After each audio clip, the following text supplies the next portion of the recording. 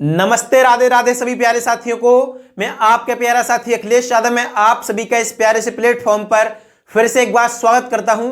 तो साथियों, इस क्लास में हम सीखने वाले हैं क्लास 12th केमिस्ट्री के फर्स्ट चैप्टर का लेक्चर नंबर 3। यानी कि आज हम क्लास 12th केमिस्ट्री के फर्स्ट चैप्टर का लेक्चर नंबर 3 करने वाले हैं। इससे पहले हम 2 लेक्चर कर चुके हैं। तो साथियों, बिना टाइम वेस्ट किए सभी साथी क्लास के साथ जुड़ जाएंगे और हम अपनी क्लास को शुरू करेंगे। तो सबसे पहला टॉपिक है राउल्ट का नियम क्या होता है, राउल्ट्स लॉ क्या होता है, ये हम जानेंगे। यहाँ लिखा हुआ है राउल्ट के नियम अनुसार किसी विलायक में अबाष्पशील यानी कि अबाष्पशील विलेय मिलाने पर प्राप्त विलयन के वाष्प दाब का आपेक्षिक अवनमन क्या होता है, आपेक्षिक अवनमन उसमें उपस्थित विलेय के मोल प्रवाह के बराबर होता है। यानी कि मोल फ्रैक्शन के इक्वल होता है। क्या होता है? मोल फ्रैक्शन के इक्वल होता है। जैसे कि लिखा हुआ है राउल्ट के नियम अनुसार किसी विलायक में अबाष्पशील विलेय मिलाने पर प्राप्त विलयन के वाष्प दाब का आपेक्षिक अवनमन उसमें उपस्थित विलेय पदार्थ के मोल प्रवाह के बराबर होता है। क्या होता है? मोल प्रवाह के बराबर होता है। लिखा हुआ है जब एक यौगिक अबाष्पशील हो व एक यौगिक बाष्पशील हो तब इसका सूत्र क्या होता है? तो होता है P0V minus PS upon P0V equal XA। XA क्या होता है? विलेय का मोल प्रवाह। क्या होता है? विलेय का मोल प्रवाह। इसी सूत्र को दोबारा से लिखा गया है यहां पर P0V minus PS upon P0V equal small n upon small n plus capital N। इसका मतलब क्या है? ये क्या है? विलेय के मतलब विलेय का मोल प्रवाह क्या है? विलेय का मोल प्रवाह। तो यहां दिया है जहां P0V बराबर विलायक का वाष्प दाब, यानी P0V क्या है? विलायक का वाष्प दाब। अगर P0A होता तो क्या होता है? वो होता है विलेय का वाष्प दाब। क्या होता है? विलेय का वाष्प दाब। यानी कि P0V दे रखा है तो इससे हम क्या दर्शा रहे हैं? विलायक का वाष्प दाब। और PS बराबर क्या है? विलयन का वाष्प दाब। स्मॉल n बराबर विलेय के मोलों की संख्या। किसके? विलेय के मोलों की संख्या। उसके बाद कैपिटल N बराबर क्या दे रखा है यहां पर? विलायक के मोलों की संख्या। क्या है? विलायक के मोलों की संख्या। उसके बाद हम नेक्स्ट देखेंगे, यानी कि इसको दूसरी तरह से भी समझेंगे हम, यानी कि इसे और कैसे समझ सकते हैं।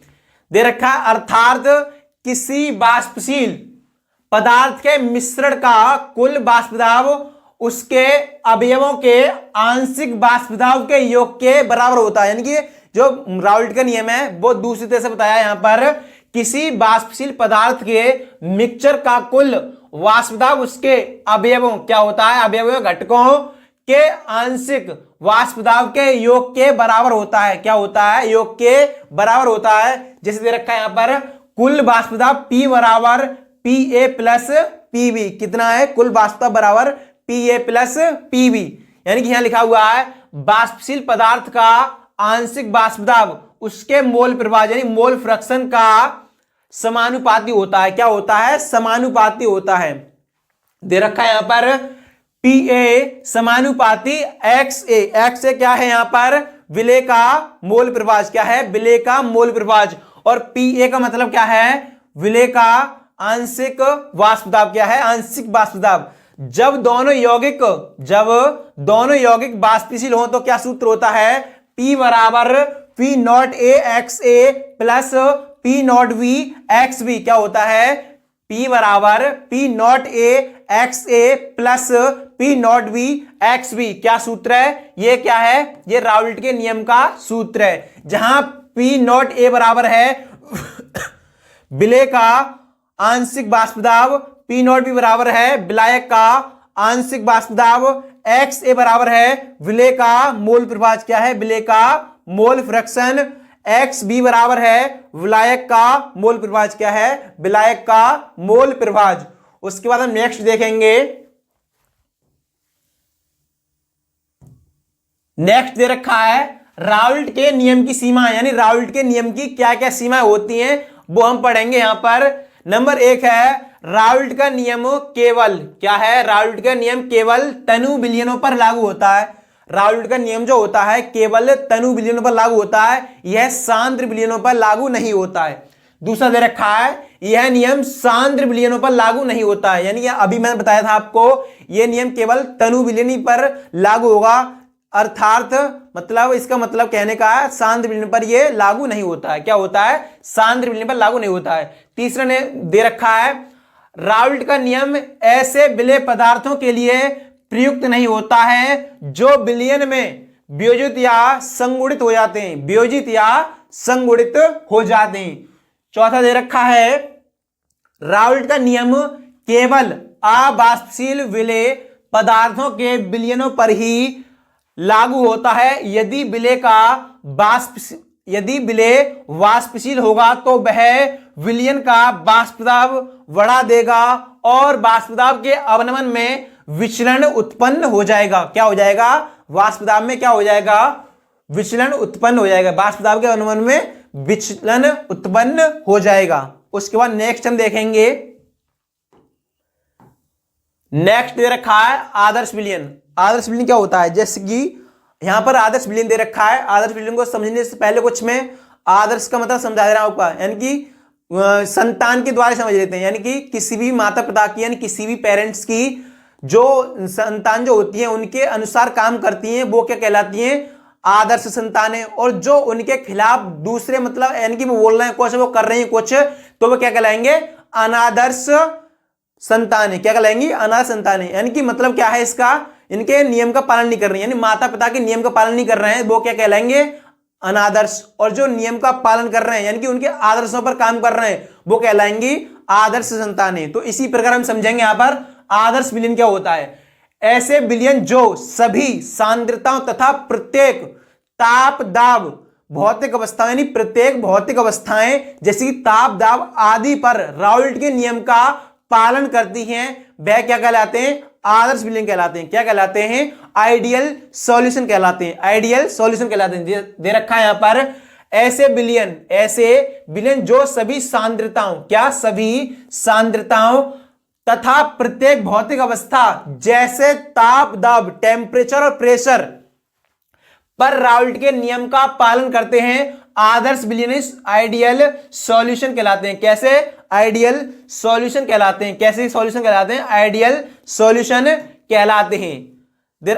अर्थात पी ए बराबर P naught A X A बा पी वी बराबर P naught V X V क्या है? जो यानी कि राउल्ट के नियम का पालन कर रहे हैं वे कौन से विलयन कहला रहे हैं? वो कहला रहे हैं आदर्श विलयन। क्या? Ideal solution. मिश्रण के आयतन में कोई परिवर्तन नहीं होता है, यानी कि अर्थात डेल बी मिक्सचर बराबर क्या है? जीरो। क्या है? शून्य। यानी कि जो मतलब क्या दे रखा है? आयतन में कोई परिवर्तन नहीं होता है। उसके बाद दे रखा है दूसरा मिश्रण की एंथैल्पी में कोई परिवर्तन नहीं होता है, यानी कि डेल एच मिक्सर बराबर क्या है? जीरो। क्या है? शून्य। यानी कि इसमें कोई परिवर्तन नहीं हो रहा है। उसके बाद नेक्स्ट हम देखेंगे, यहां पर देख ले रहे हैं कुछ हम आदर्श विलयन के उदाहरण हैं जो हम देखेंगे। सबसे पहला उदाहरण क्या है? एन हेक्सेन और एन हेप्टेन का विलयन, यानी कि आदर्श विलयन कौन कौन से होते हैं जो मतलब इनमें मतलब क्या आपस में अच्छे से मिल जाते हैं। क्या है? एन हेक्सेन और एन हेप्टेन का विलयन जो है वो आदर्श विलयन है। उसके बाद दूसरा है बेंजीन तथा टोल्यूइन का विलयन, यानी बेंजीन तथा टोल्यूइन का विलयन है वो भी आदर्श विलयन की श्रेणी में आता है। किसमें? आदर्श विलयन आइडियल सॉल्यूशन। तीसरा है मेथेनॉल यानी कि CH3OH तथा एथेनॉल। एथेनॉल क्या होता है? यानी कि एथेनॉल जो मतलब शराबी दारू पीते हैं उसमें भी एथेनॉल की मात्रा पाई जाती है। किसकी? एथेनॉल की। अगर किसी को मेथेनॉल पिला दिया जाए तो क्या होगा? सभी कमेंट बताएं। अगर मेथेनॉल पिला दिया जाए किसी को तो इंसान की मृत्यु हो जाएगी। लेकिन जो एथेनॉल होगा उसे पीते हैं, मतलब जो पानी मिलाकर पीते हैं। ठीक है? एथेनॉल CH2OH का विलयन। उसके बाद है चौथा क्लोरो बेंजीन यानी कि C6H5Cl तथा ब्रोमोबेंजीन C6H5Br का विलयन, यानी क्लोरोबेंजीन को हम दूसरी तरह से बना सकते हैं ऐसे भी।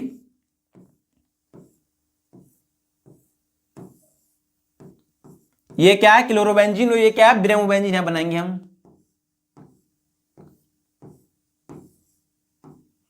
ये ब्रोमोबेंजीन। उसके बाद हम नेक्स्ट देखेंगे, नेक्स्ट है अनादर्श विलयन। क्या है? अनादर्श विलयन है नॉन आइडियल सॉल्यूशन। ठीक है, अभी मैंने आपको इसको उदाहरण देकर समझाया था ना, आदर्श संतान के जरिए समझाया था, ऐसे अनादर्श विलयन समझेंगे हम। क्या है? बे विलयन जो सभी सांद्रताओं, बे विलयन जो सभी सांद्रताओं तथा प्रत्येक भौतिक अवस्थाओं जैसे कि ताप, दाब आदि पर राउल्ट के नियम का पालन करते हैं, राउल्ट के नियम का पालन नहीं करते हैं, बे विलयन क्या कहलाते हैं? अनादर्श विलयन कहलाते हैं। क्या कहलाते हैं? अनादर्श विलयन कहलाते हैं, नॉन आइडियल सॉल्यूशन कहलाते हैं। जैसे कि दे रखा है यहां पर, वे विलयन जो सभी सांद्रताओं तथा प्रत्येक भौतिक अवस्था जैसे कि ताप, दाब पर राउल्ट के नियम का पालन नहीं करते, अनादर्श विलयन नॉन आइडियल सॉल्यूशन कहलाते हैं, नॉन आइडियल सॉल्यूशन कहलाते हैं। अर्थात पी ए बराबर P not equal P naught A X B, P B not equal P naught B X B. क्या है ये? क्या है? नॉट इक्वल, यानी कि बराबर नहीं है। क्या है? पी ए बराबर नहीं है यहां पर। ठीक है, उसके बाद del B mixture not equal zero, यानी कि इसमें परिवर्तन हो जाएगा, किसमें? आयतन में परिवर्तन हो जाएगा।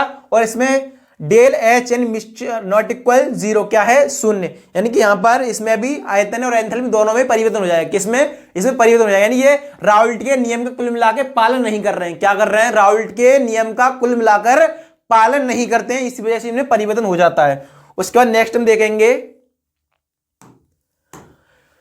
नेक्स्ट है अनादर्श विलयन कितने प्रकार के होते हैं, हमें पता होनी चाहिए। अनादर्श विलयन जो होते हैं मुख्यतः दो प्रकार के होते हैं, एक तो ऋणात्मक विचलन दर्शाने वाले अनादर्श विलयन और एक होते हैं धनात्मक विचलन दर्शाने वाले अनादर्श विलयन। क्या है? दे रखा है यहां पर, अनादर्श विलयन मुख्यतः दो प्रकार के होते हैं। नंबर एक, धनात्मक विचलन प्रदर्शित करने वाले विलयन, नंबर दो, ऋणात्मक विचलन प्रदर्शित करने वाले विलयन। उसके बाद है अनादर्श विलयन के कुछ उदाहरण दे रखे हैं, वो हम देखेंगे यहां पर। पहला है बेंजीन तथा एसीटोन का विलयन, दूसरा दे रखा है क्लोरोफॉर्म तथा नाइट्रिक अम्ल का विलयन। क्लोरोफॉर्म क्या होता है? यानी कि क्लोरोफॉर्म जो होती है उससे सुंघाकर किसी व्यक्ति को बेहोश किया जा सकता है। पहले इसे मतलब जब सर्जरी की जाती थी तो मतलब इसको उपयोग लिया जाता था, लेकिन कुछ ऐसे इसके साइड इफेक्ट हो गए जिससे कोई इंसान हमने बेहोश किया वो दोबारा से जिंदा नहीं बचा, इसी वजह से अब इसका उपयोग नहीं किया जाता, यानी कि इसको वैध कर दिया गया है। उसके बाद है क्लोरोफॉर्म तथा ईथर का विलयन। किसका? क्लोरोफॉर्म तथा ईथर का विलयन। नेक्स्ट है एनिलीन तथा एसीटोन का विलयन। किसका? एनिलीन तथा एसीटोन का विलयन। नेक्स्ट है एथेनॉल तथा जल का विलयन, पानी का विलयन और एथेनॉल का, यानी कि अभी बताया था मैंने आपको, जो एथेनॉल होता है यानी CH3CH2OH या C2H5OH, एथेनॉल को पानी मिलाकर यानी कि दारू जो होती है, यानी शराब जो होती है, उसमें एथेनॉल पाया जाता है। किसकी मात्रा पाई जाती है? एथेनॉल की मात्रा पाई जाती है, यानी कि क्या होता है वो? एल्कोहल। क्या होता है? एल्कोहल के रूप में। ठीक है, नेक्स्ट है और लास्ट है, मतलब इसके बाद स्लाइड एक और रह गई है बस, उसके बाद क्लास समाप्त हो जाएगी। यानी क्या है? हेनरी का नियम, यानी हेनरी लॉज क्या है वो हम समझेंगे। यानी क्या है यहां पर? इस नियम के अनुसार स्थित ताप पर किसी द्रव विलायक के इकाई, किसमें? इकाई आयतन में घुलित गैस की, किसकी? गैस की मात्रा उस द्रव की सतह पर साम्यावस्था यानी कि इक्विलिब्रियम में उस गैस द्वारा लगाए गए दाब के समानुपाती होती है। क्या होती है? दाब के समानुपाती होती है। अर्थात दूसरी प्रकार से देखेंगे हम, स्थित ताप पर किसी गैस का वाष्प अवस्था में आंशिक दाब, क्या है? आंशिक दाब उस विलयन में उपस्थित गैस के मोल प्रभाज यानी मोल फ्रैक्शन के समानुपाती होता है। क्या होता है? समानुपाती होता है, यानी कि P समानुपाती X गैस। क्या है? X गैस, या X का मतलब क्या है पर? मोल प्रभाज। क्या है? मोल प्रभाज। P बराबर KH इंटू X गैस। क्या है? यहाँ KH क्या है? हेनरी स्थिरांक। क्या है? हेनरी नियम का स्थिरांक, जहां KH बराबर दे रखा है हेनरी स्थिरांक। क्या है? हेनरी स्थिरांक। उसके बाद हम नेक्स्ट देखेंगे, नेक्स्ट है हेनरी के नियम की सीमा, यानी कि इसकी लिमिटेशन क्या क्या होती है, यानी हेनरी के नियम कहां कहां पर कार्य करता है, हम देखेंगे। सबसे पहला है वाष्प मतलब दाब अत्यधिक उच्च ना हो, यानी कि जो दाब होता है वह अत्यधिक उच्च ना हो, यानी कि ज्यादा अत्यधिक ज्यादा ना होना चाहिए। ठीक है। दूसरा है ताप बहुत कम नहीं हो, यानी कि टेम्परेचर होता है वो कम ज्यादा कम नहीं हो। तीसरा दे रखा है गैस की विलायक में विलेयता कम हो। विलेयता का मतलब क्या है, मतलब कोई भी विलेय पदार्थ विलायक में पूरी तरह से मिल जाता है वो विलेयती होती है, यानी कि कैसे वो मिल रहा है, किस पूरी तरह से मिल रहा है नहीं मिल रहा है, विलेयता पर निर्भर करता है। ठीक है। गैस की विलेयता विलायक में विलेयता कम हो। चौथा दे रखा है गैस की आणविक अवस्था, क्या आणविक अवस्था द्रव एवं गैस दोनों अवस्थाओं में समान हो, क्या हो, दोनों अवस्थाओं में समान हो। एक बार हम दोबारा से देख ले रहे हैं हमने क्या क्या पढ़ा है आज की क्लास में। सबसे पहले पढ़ा था हमने राउल्ट का नियम, क्या पढ़ा था, राउल्ट्स लॉ, क्या पढ़ा था, राउल्ट्स लॉ। उसके बाद पढ़ा था हमने राउल्ट के नियम की सीमाएं। उसके बाद आदर्श विलयन क्या होते हैं ये समझा था।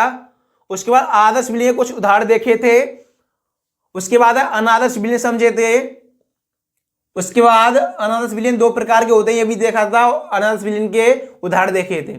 उसके बाद देखा था हमने लास्ट में हेनरी का नियम और उसकी सीमाएं। तो साथियों आपको एक क्लास कैसी लगी ये कमेंट में जरूर बताएं, और ऐसे क्लास को पाने के लिए हमारे इस चैनल को सब्सक्राइब करें, क्लास को लाइक करें, शेयर करें और एक प्यारा सा कमेंट जरूर करें। तो साथियों आज के लिए बस इतना ही, मिलते हैं नेक्स्ट क्लास में, तब तक के लिए सभी प्यारे साथियों को जय हिंद।